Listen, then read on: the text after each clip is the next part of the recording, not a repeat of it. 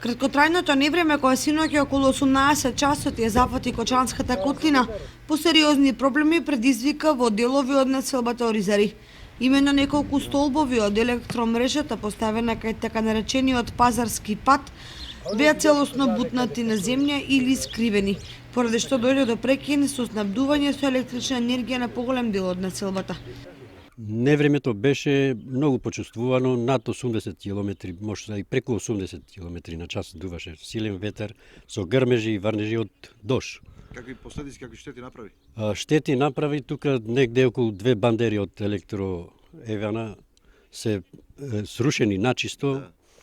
Сега дојде екипата на Евана да ги поправаат. Сега на една куќа тука имаме оштета од керамиди, кровот е негде околу 20 керамиди имат оштетени, однесен од ветрот, што дуваше силен. Откако се деси тој случај, мислам дека до денеска електрична енергија немаме. Екипи на Евана денеска уште во предпладневните часови излегоа на терен за да ги санираат последиците од невремето и да го стабилизираат електроснабдувањето.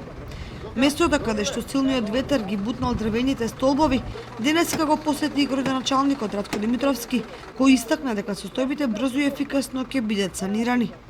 Силниот ветер и невремето кое што беше проследено со дош предизвика проблеми овде. Забележуваме дека има паднати столбови, забележуваме дека има оштетување на крововите на куќите, на неизградените куќи и еве на лице место со екипата да видиме како се санираат штетите од тоа. Можам да кажам дека благовремено ги вршат интервенциите екипите од Евана Македонија и дека граѓаните кои што немаат електрична енергија за краток период ќе добијат таа истина. За сега имаме само тие пријави од наши сограѓани, доколку има од други места спремни сме да повторно им пружиме онаква помош од институциите и од екипите кои што се одговорни за тоа.